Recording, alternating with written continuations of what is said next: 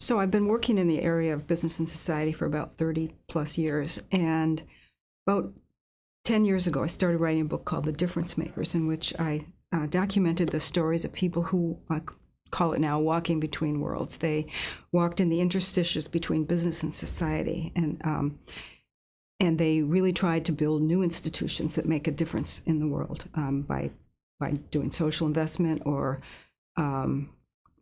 building responsible enterprise kinds of things, or monitoring what businesses are doing from a social, ecological perspective. And then over the years, I've been thinking, well, don't academics do some of this kind of bridging work as well? And what would it mean? What would it look like if academics were doing that? And in my own personal practice, I had been doing some shamanic study of shamanism. And I thought, wow, you know, some of these people are like shamans.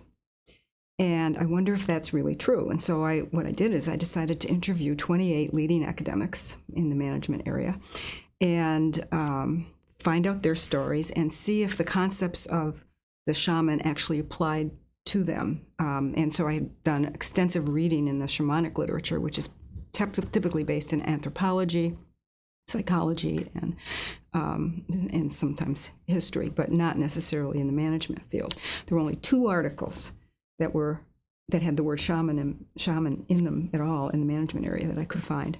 And one of them was written by, both of them were written by Peter Frost and Carroll and Egri. And Peter Frost, I did not know, but apparently, according to his co-author, Carolyn, was a terrific shaman himself. And she once advised me at a conference to go meet him. And I did. And shortly after that, unfortunately, he passed away. But Peter became the kind of guiding light behind this whole project. And many people that I interviewed spontaneously talked about him. And in the course of doing the interviews, I began to realize what this concept of shamanism, as applied in our modern world, and particularly as applied to the modern academy, could be. And I think it's a very powerful concept. And it's really a concept about healing, and healing the world, and healing the world of theory, and healing the world of practice in the area of management. And so that was something that really inspired and motivated me. So the shaman in traditional societies is, of course, the medicine man or woman, the person who is the healer. And it's often a central figure in the particular community, a very important figure. So when someone is sick, the shaman gets called in because that person is actually the healer. So the important function and central function of any shaman is this healing function. But there, as Frost and Egri pointed out in their article, there are 2 other important functions.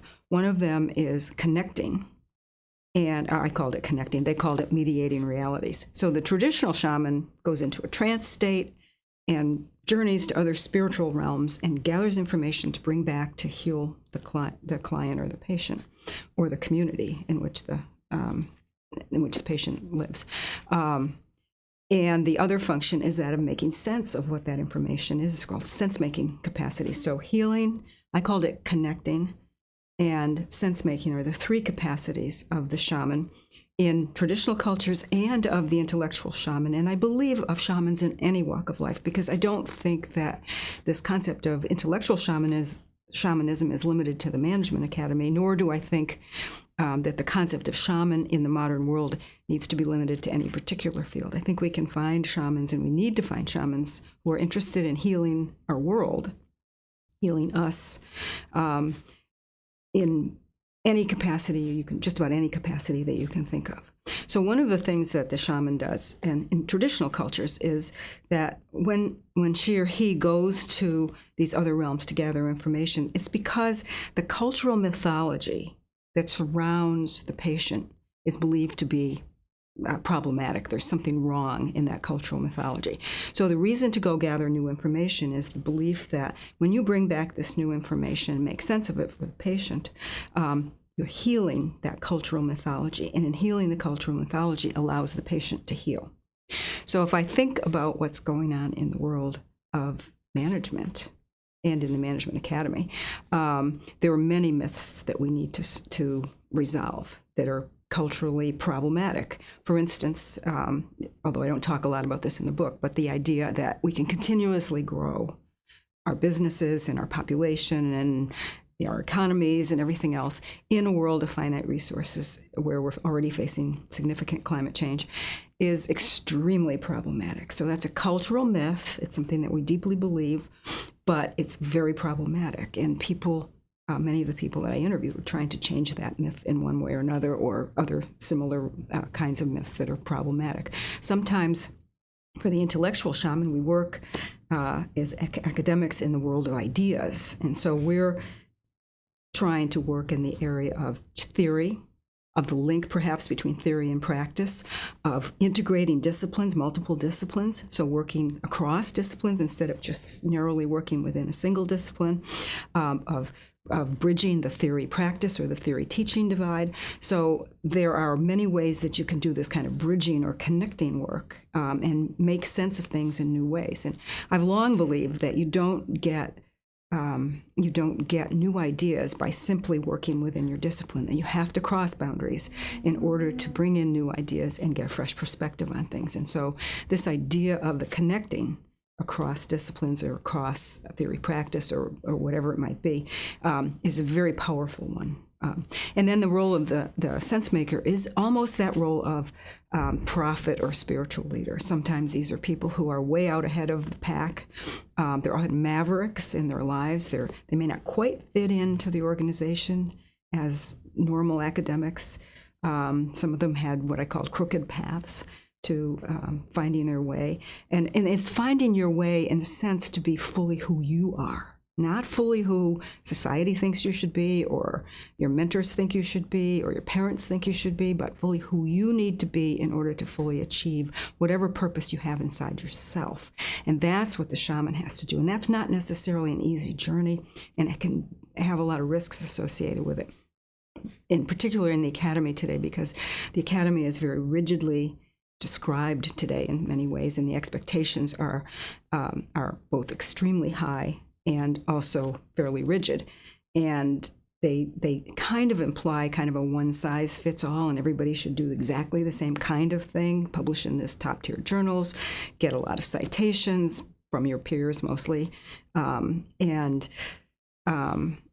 just do that. Whereas, in my view, scholarship is a hugely rich and expansive way of living your life and has many different facets, all of which can be valuable and need to be exploited by people depending on who you are and what your particular passion and skills are.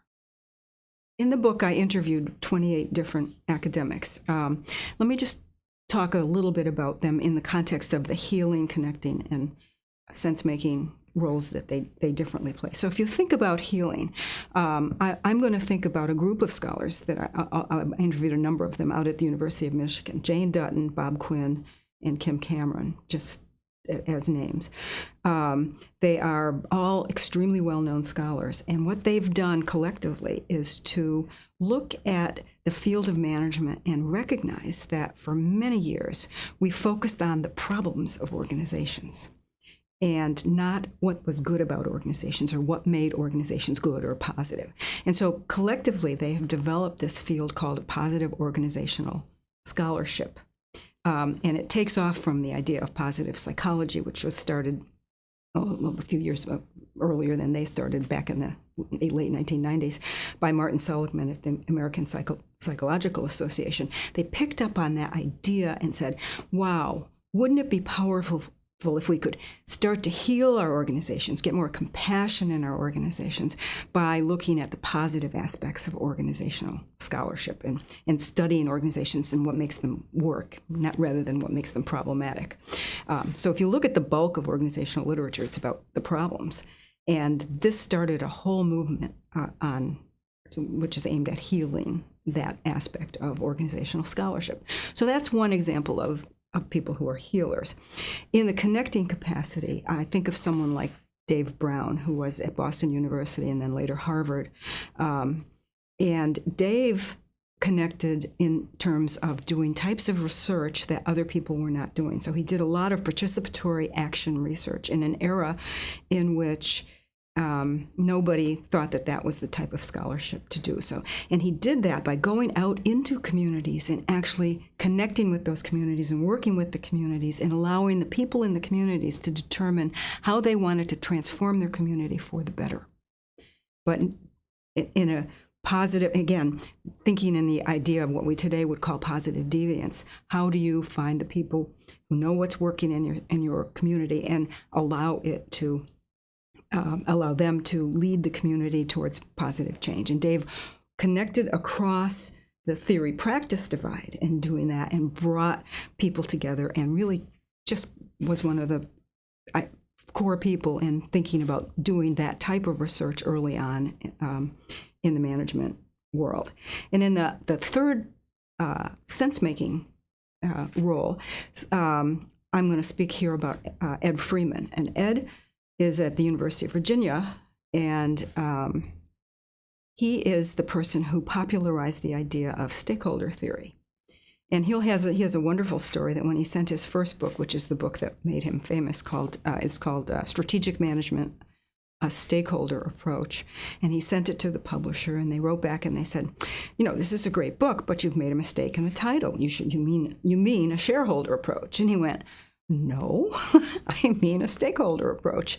And so changing the language from shareholder, maximize results for shareholders, to the idea that companies need to pay attention to all of the interests of their different stakeholders has been very powerful. And there's probably not a person in the management area or in many fields beyond today that hasn't heard the term stakeholder. And so that sense making about what it means to be a stakeholder and how organizations and other entities need to pay attention to their stakeholders is very powerful as a form of sense making. So those are some examples of people. Now, obviously, all of them are doing all three types of work, but I'm just picking those up as examples of some of the people doing this type of work. You have other people who are doing work in the area of sustainability or helping organizations to improve and heal internally. So there's many different ways you can do this type of work. One of the things that surprised me about doing this work was the critique that came out in the book of the current system of management academia, and I think it applies more broadly to other forms of academia. So we have going on today what I call citation mania and a-journal mania. And the people that I interviewed who had not come up in exactly that same system and did not play that game, which is really how a lot of people seem to view it today, of getting into only the best journals and following this sort of one path towards becoming an academic, they followed their own lights. And in fact, one of the people I interviewed, Jim Walsh, talks about these people are very attractive because they have an inner light. And that light kind of shines out from them, and you show that they're the people you go to see their talks at conferences, or when a paper comes out or a book comes out, that's the one you want to read. What is that? Well, that light is from doing work that you're passionate about, and it's hard to do that in our current system because a lot of these ideas are new ideas. They're crossing new boundaries, and they're not accepted. And it's very hard to get papers into the top tier journals when they're not mainstream, and you're not following some very sort of predetermined sort of way of shaping your paper, way of shaping your research, way of doing the literature review and finding the gap in the literature. I mean, that's not what these people do. They look at what's going on around them in the world, and they say, isn't that interesting? Or, gee, I wonder why that is the way it is. Or, why is that still a problem after all these years? And then they go after the experience. And of course they do the literature review, but it's not for the purpose of gap finding. It's for the purpose of exploring an interesting problem and finding out what's going on here so that they can fix it if it needs fixing, or learn something about it and share that something with other people. And that's not what we're doing with our young scholars these days, and it's highly problematic because I think it's a career killer for people, because it may be that someone does very well up to the point of getting tenure because they've been pressured by people to play this role and to get these A-journal hits and get some citations for themselves or whatever, play the game as it's currently established. But that's a strategy for burnout. It's not a strategy for a lifelong love of being a scholar and of finding new things to research and to be endlessly curious the way most of the people, all of the people I interviewed were endlessly curious. I mean, many of them were in their 70s, some even in their 80s, still working. Why? Because they love what they're doing and they're still interested in it. I know many younger scholars, even here at Boston College, who are basically burned out by the time they get tenure and are just sick of playing that game. It hasn't been inspiring. It takes them years to come back. I think they can come back and they tend to come back, but it takes them years to refine who they are and what their voice is and what their passion is and how they can express that as a scholar, which thankfully you can do after you get tenure. But this process is so deadening because it's a one-size-fits-all kind of process that it can be highly problematic, I think. We measure things because we can, not because it's worthwhile measuring. And that's extremely problematic for being a scholar. The people I interviewed, it's not that they didn't care about that. In a sense, they didn't need to because they came up in a different era, but it's that they knew there were more important things to care about and to think about. And some of them didn't get tenure or risk their careers because they were willing to follow a path that other people said was foolish.